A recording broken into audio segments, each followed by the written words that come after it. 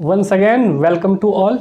तो last class में मैं आपको केमिकल कोऑर्डिनेशन एंड इंटीग्रेशन के बारे में समझा रहा था। उसके बारे में कुछ हद तक हम लोगों ने समझ भी लिया था। जहां हमने एंडोक्राइन ग्लैंड के बारे में समझा था, तो पहला जो हम लोगों का था वो पिट्यूटरी ग्लैंड, उसको मैंने पूरा कंप्लीट कर दिया था। तो आज की क्लास में हम लोग समझेंगे कि पिट्यूटरी ग्लैंड से रिलेटेड कुछ डिजीज़ होती है, तो उस डिजीज़ के बारे में समझेंगे। फिर जा कर के हम लोग थायराइड ग्लैंड के बारे में समझेंगे, पीनियल ग्लैंड के बारे में समझेंगे और पैराथायराइड ग्लैंड के बारे में समझेंगे। तो स्टार्ट करते हैं हम लोग पिट्यूटरी ग्लैंड से रिलेटेड जो भी डिजीज़ होते हैं बॉडी में, उसके बारे में। जैसे कि मैंने आपको पिट्यूटरी ग्लैंड में कल बताया था,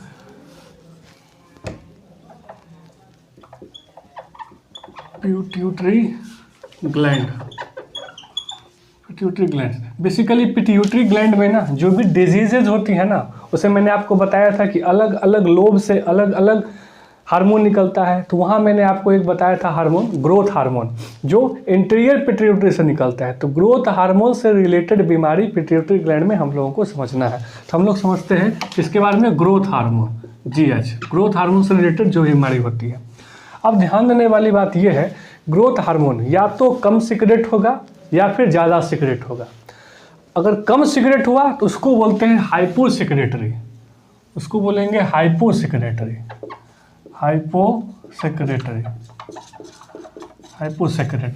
ये हो गया।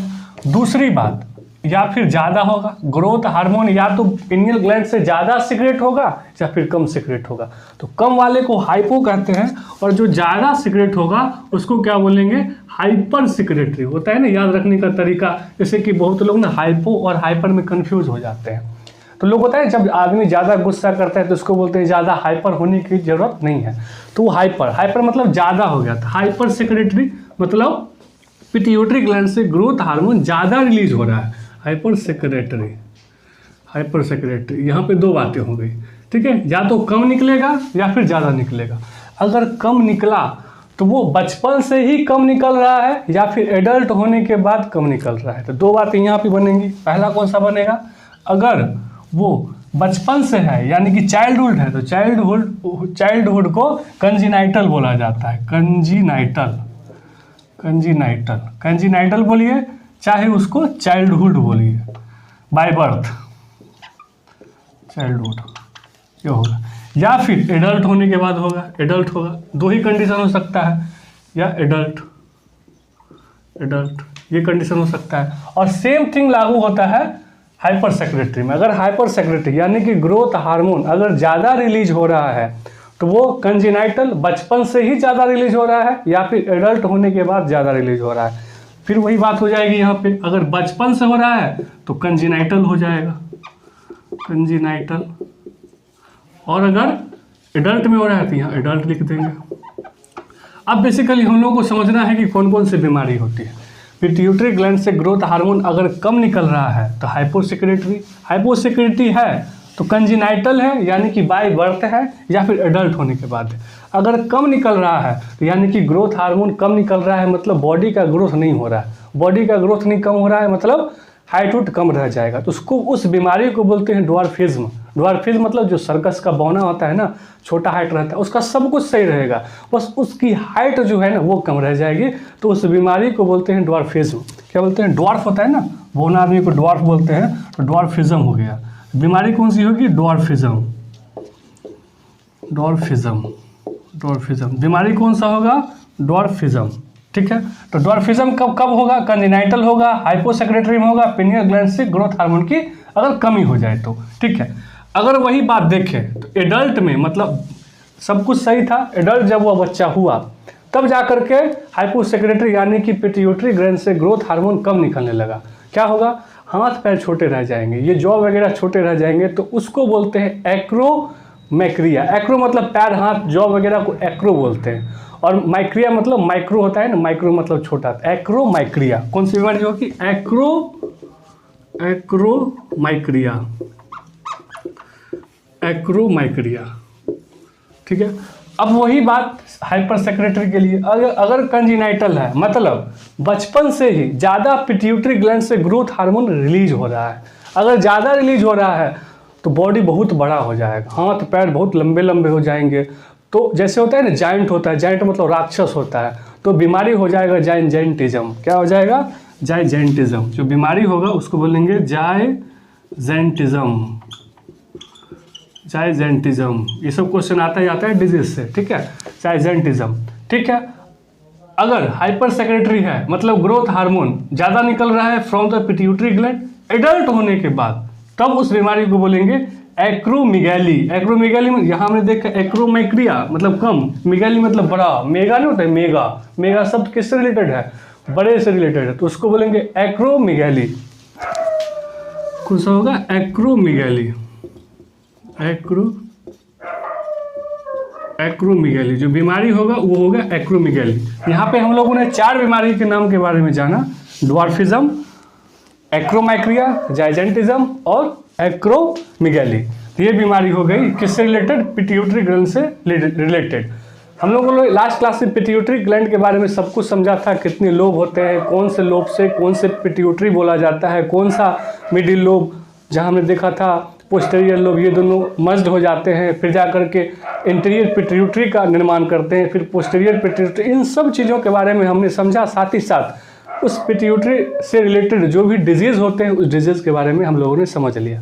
अब जो अगला ग्लैंड आता है पढ़ने में, अगला ग्लैंड आता है ना पिनियल ग्लैंड का। अब समझते हैं हम लोग पिनियल ग्लैंड के बारे में, इतना आपको समझ में आ गया होगा।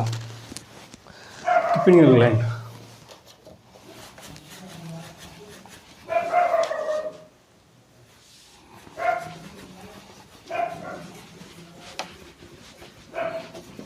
हम लोग का होगा कौन सा? Pineal gland. पिनियल ग्लैंड, अब हम लोग समझते हैं पिनियल ग्लैंड के बारे में। पिनियल ग्लैंड,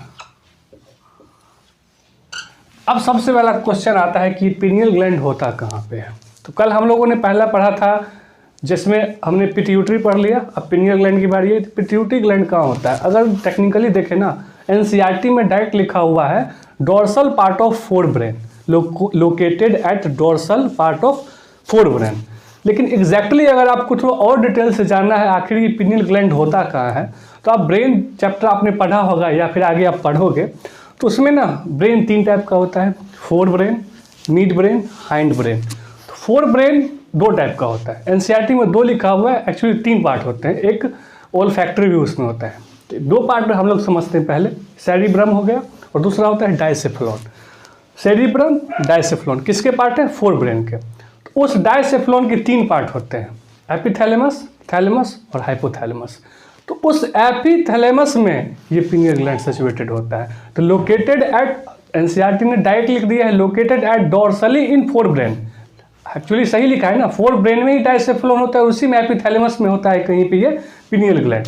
तो मैं जो एनसीईआरटी की जो लाइन्स है उसको मैं लिखता हूँ located at dorsal, dorsal part, dorsal मतलब पीछे का भाग, ठीक है, dorsal part of fore brain,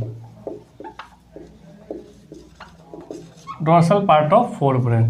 ये कहाँ हो गया? लोकेटेड, ये इसका लोकेशन हो गया पिनियल ग्लैंड। पिनियल ग्लैंड एक हार्मोन रिलीज करती है जिसको बोलते हैं मेलाटोनिन हार्मोन।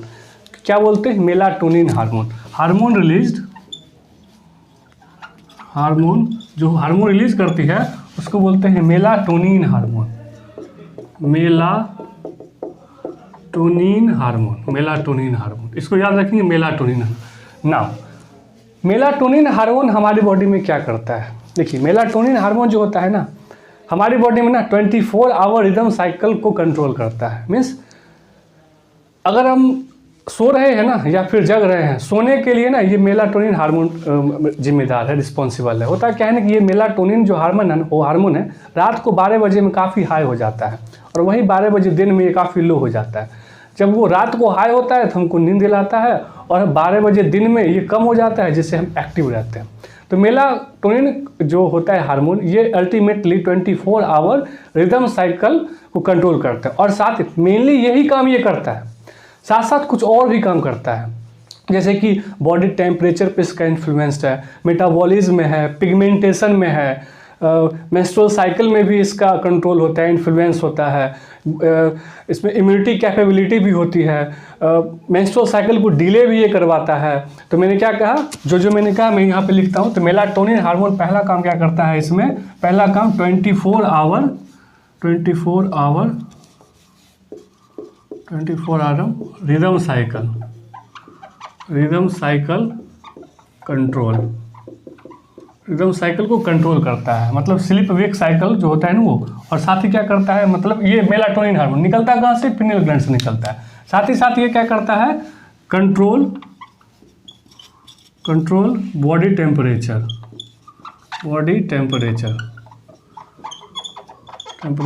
मेनली काम इसका है 24 आवर रिदम साइकिल को कंट्रोल करना, लेकिन साथ साथ ये भी काम करता है। मेलाटोनिन हार्मोन है जो स्पेशली यही काम को करता है, लेकिन साथ साथ ये वाला तो और भी ग्लैंड करता है काम, लेकिन ये वाला काम 24 आवर रिदम साइकिल का काम बस जो काम करता है वो बस मेलाटोनिन हार्मोन ही करता है। साथ साथ कंट्रोल बॉडी टेम्परेचर, साथ साथ क्या करता है, ये मेंस्ट्रुअल साइकिल को भी कंट्रोल करता है, मेंस्ट्रुअल साइकिल कंट्रोल। और क्या करता है, और साथ साथ देखें तो ये डिफेंस मैकेनिज्म को भी कंट्रोल करता है, डिफेंस कैपेबिलिटी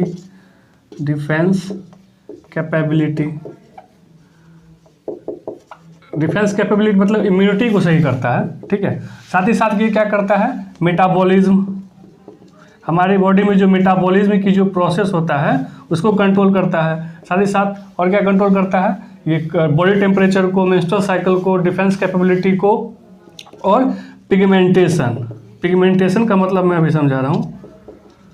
पिगमेंटेशन का मतलब क्या होता है, जहाँ हमने कल देखा था पिट्यूटरी ग्लैंड के मिडिल लोब से एक हार्मोन निकलता है MSH, मेलानोसाइट स्टिमुलेटिंग हार्मोन। कल की क्लास में मैंने आपको बताया था। Melanocyte stimulating hormone basically melanin नाम का एक हार्मोन रिलीज करता है, जिससे हमारा बॉडी का कलर डिसाइड होता है। अगर मेलाटोनिन हार्मोन अगर बॉडी में ज़्यादा है तो उसका कलर उतना डार्क होगा, वही डार्कन का काम करता है ये।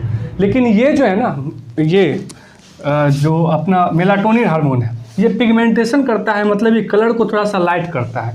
तो वी कैन से दैट कि ये एंटागोनिस्टिक होता है किसका, MSH का।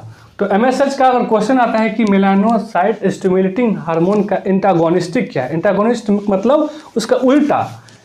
MSH क्या करता है, बॉडी का कलर डार्क करता है, ठीक है, मेलानिन हार्मोन निकाल करके। लेकिन मेलाटोन जो है उसका उल्टा काम कर रहा है, मतलब ये कलर को थोड़ा सा लाइटेन कर रहा है, मतलब लाइटेन कलर।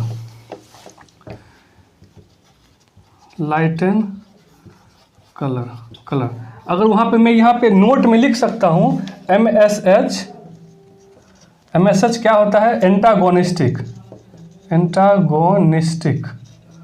किसका, ये कौन सा, मेलाटोनिन हार्मोन। मेलाटोनिन हार्मोन क्या कर रहा है, लाइटन कर रहा है स्किन को, और MSH क्या कर रहा है, डार्क कर रहा है स्किन को, डार्क। ये एंटागोनिस्टिक हो गया। और भी एंटागोनिस्टिक के बारे में समझेंगे, ये काम कर रहा है तो उसका दूसरा हार्मोन उसका उल्टा काम कर रहा है, ठीक है। तो ये आपके बारे में समझ किसके बारे में हो गया, पिनियल ग्लैंड के बारे में हो गया। तो इतनी जानकारी पिनियल ग्लैंड में अपने को होना चाहिए, पिनियल ग्लैंड के बारे में। तो पिट्यूटरी ग्लैंड फिनिश हो चुका है, उससे रिलेटेड डिजीज कौन से हैं वो फिनिश हो चुका है, पिनियल ग्लैंड फिनिश हो चुका है, हाइपोथैलेमस की चर्चा हमने पिट्यूटरी के साथ ही कर दी थी। तो 3 टॉपिक के बारे में हमको यहाँ पे समझ में आ गया। अब जो अगला आता है वो थायराइड ग्लैंड पे आता है। तो थोड़ी सी बात हम लोग थायराइड ग्लैंड पे कर लेते हैं, ठीक है। अब देखते हैं कि थायराइड ग्लैंड एक्चुअली लोकेटेड कहाँ होता है और इसके काम क्या क्या होते हैं। तो देखिए अब लिखते हैं हम लोग next topic, thyroid gland. Thyroid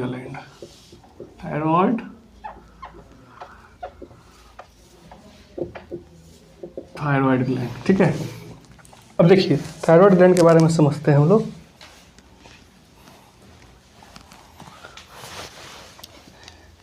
अगर आपको थोड़ा सा ही पता हो तो आपको पता होगा, ये जैसे मैंने बनाया इसको बोलते हैं लैरिंग्स। लैरिंग्स के ऊपर एक येलो कार्टिलेज का स्ट्रक्चर होता है जिसको बोलते हैं एपिग्लॉटिस। एपिग्लॉटिस क्या करता है, एक्चुअली ये विंड पाइप में मतलब ट्रैकिया में न चला जाए, वो एसोफेगस में ही जाए, उसको ये निर्धारित करता है, ठीक है। ये एपिग्लोटिस।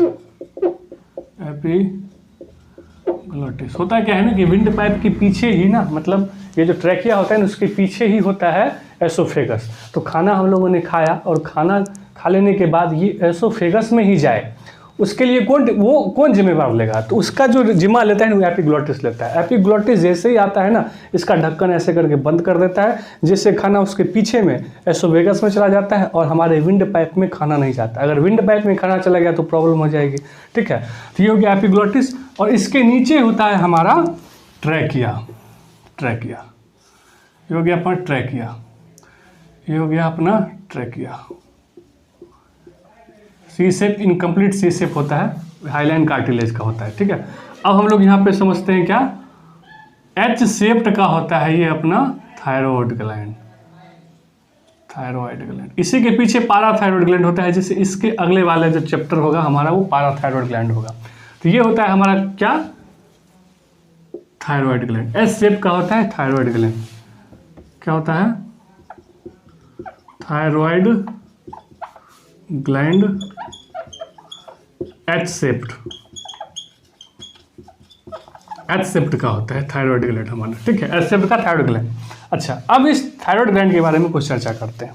ये जो आप जो स्ट्रक्चर देख रहे हो ना, बीच वाला स्ट्रक्चर, इसको बोलते हैं इस्थमस। क्या बोलते हैं, इस्थमस। इस्थमस क्या बोलते हैं, इस्थमस। इस्थमस जो होता है ना, ये ग्लैंडुलर नहीं होता है, ये ग्लैंड नहीं होता है। ग्लैंड मतलब कुछ बनाए, ऐसा ऑर्गन जो कुछ बनाए और कुछ प्रोड्यूस करे, यानी कि कुछ रिलीज करे।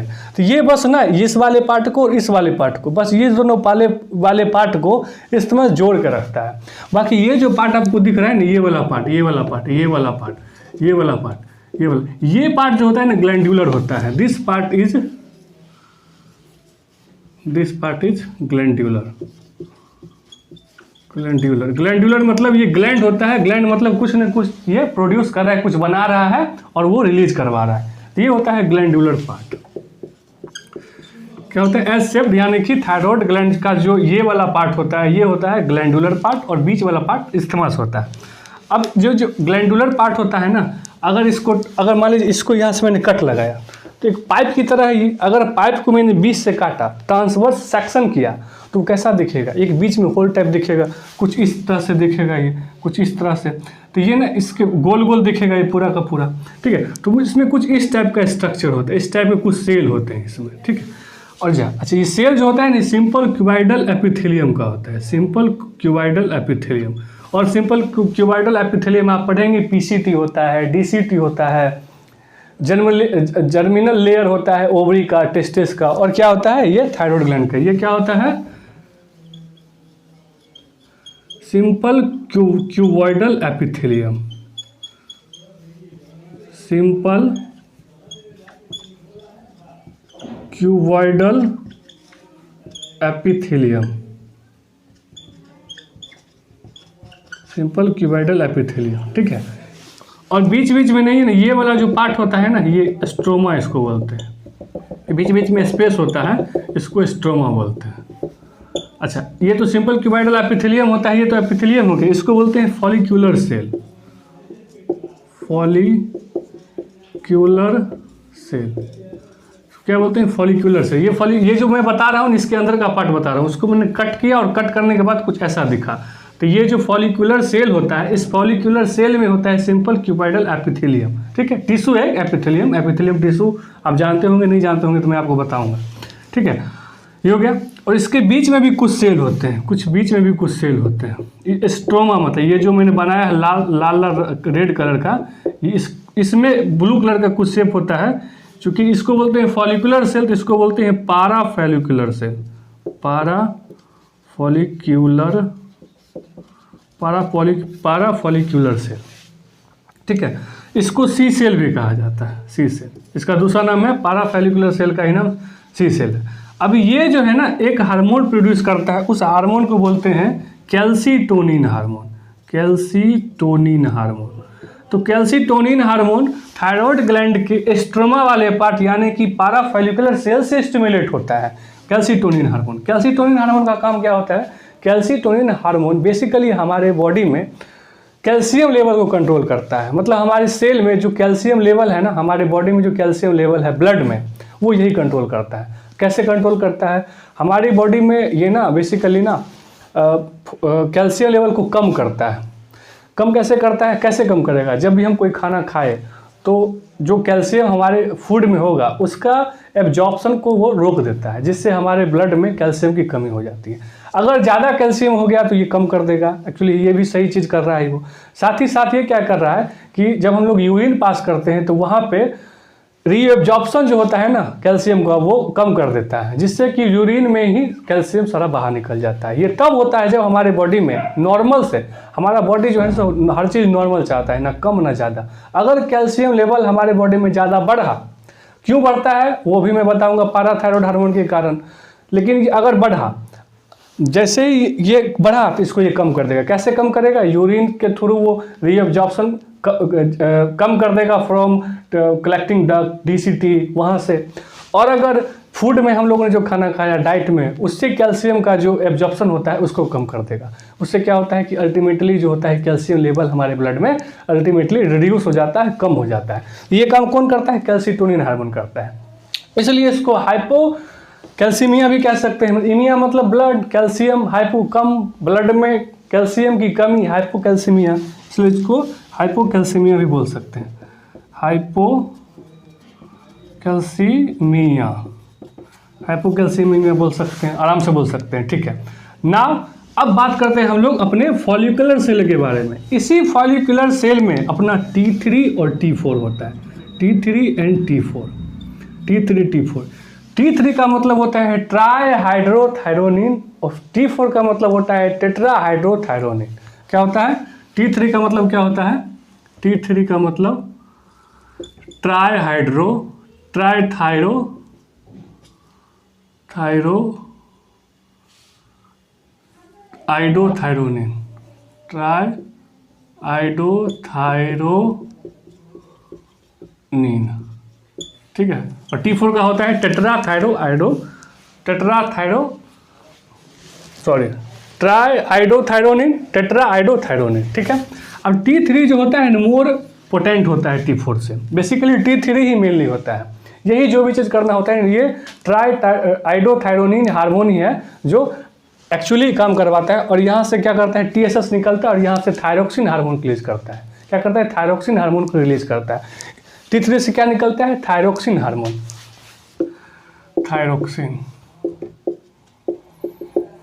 थायरोक्सिन हार्मोन को रिलीज करवाता है। अब ये थायरोक्सिन हार्मोन हमारी बॉडी में क्या करता है? थायरोक्सिन हार्मोन अगर बेसिकली देखा जाए तो हमारी बॉडी में जैसे कि बेसल BMR का कंट्रोल करता है। BMR हो गया, हार्ट रेट हो गया, रेस्पिरेटरी रेट हो गया, तो इसको कंट्रोल करता है। साथ ही साथ और क्या कंट्रोल करता है? ये मेंस्ट्रुअल साइकिल को भी कंट्रोल करता है। एरिथ्रोपोइसिस को भी कंट्रोल करता है। एरिथ्रोपोइसिस मतलब RBC की फॉर्मेशन पे भी इसका कंट्रोल होता है। Physical growth, mental growth, sexual growth, इन तीनों चीज़ों के बारे में इसका कंट्रोल होता है। हमारी बॉडी में जो इलेक्ट्रोलाइट और वाटर का जो बैलेंस होता है इसको कंट्रोल करता है।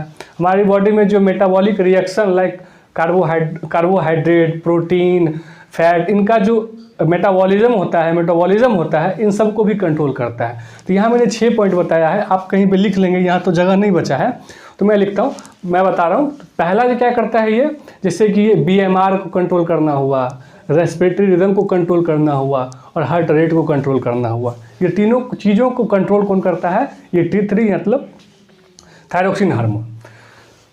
दूसरा पॉइंट ये कंट्रोल करता है मेंस्ट्रुअल साइकिल को। ठीक है। तीसरा कंट्रोल एरिथ्रोपोइसिस मतलब RBC का फॉर्मेशन में भी इसका रोल है। चौथा कंट्रोल करता है सेक्सुअल ग्रोथ हो गया, मेंटल ग्रोथ हो गया, फिजिकल ग्रोथ हो गया, इनको कंट्रोल करता है। साथ में साथ हमारी बॉडी में जो भी इलेक्ट्रोलाइट्स की कमी आ रही है उसका बैलेंस करना, वाटर लेवल का बैलेंस करना, इसको भी T3 जो होता है वो थायरोक्सिन हार्मोन कंट्रोल करता है। कहाँ से निकलता है? थायराइड हार्मोन से। कैसे निकलवाता है? कौन निकलवाता है? पिट्यूटरी ग्लैंड से TSH हार्मोन, जो एंटीरियर पिट्यूटरी से जो TSH हार्मोन निकलता है। जैसे कि हमारे ब्लड में T3 की कमी हुई, वैसे ही पता चलता है किसको? हाइपोथैलेमस को। अब हाइपोथैलेमस वहाँ से रिलीज करवाता है TSH। अब रिलीज कराने के बाद पिट्यूटरी के पास पहुँचता है रिलीज हार्मोन, पिट्यूटरी यहाँ से TSH निकालता है। अब TSH निकालने के बाद ये T3 यहाँ से थायरोक्सिन निकालना शुरू हो जाता है। साथ ही साथ T3 का एक और काम लिख लीजिए, ये जो मेटाबॉलिज्म करवाता है कार्बोहाइड्रेट का, फैट का और प्रोटीन का। तो ये काम हो गया किसका? T3 यानी कि थायराइड हार्मोन का। तो ये हो गया थायराइड हार्मोन के बारे में और पीनियल ग्लैंड के बारे में। अब अगले क्लास में हम लोग समझेंगे थायराइड हार्मोन से कौन कौन सी बीमारी होती है। थायराइड हार्मोन से रिलेटेड थायराइड की कमी हो जाए या फिर इरेगुलरिटी हो जाए, अगर कंजेनाइटल हो, चाहे वो एडल्ट हो, चाहे वो ज़्यादा सेक्रेशन हो, कम सेक्रेशन हो, कम सेक्रेशन होगा तो कौन सी बीमारी होगी, ज़्यादा सेक्रेशन होगा तो कौन सी बीमारी होगी। अगर कम सेक्रेशन है बचपन से ही कम है या फिर एडल्ट होने के बाद कम हुआ, अगर ज़्यादा है तो बचपन से ही ज़्यादा है कि एडल्ट होने के बाद ज़्यादा हुआ है। तो इन सब के बारे में हम लोग डिजीज़ के बारे में अगले क्लास में समझेंगे। फिर हम लोग थायराइड के बाद पैराथायराइड वहीं समझ लेंगे, फिर हम लोग फिर उसके नीचे थाइमस ग्लैंड के बारे में समझेंगे। फिर बहुत सारा ग्लैंड पढ़ना है अपने को, अभी पेनक्रियाज हो गया, एड्रिनल ग्लैंड हो गया, ओवरी हो गया, टेस्टिस हो गया, इन सब चीज़ों के बारे में हम लोगों को समझना है। तो फिर मिलते हैं नेक्स्ट क्लास में, तब तक के लिए थैंक यू।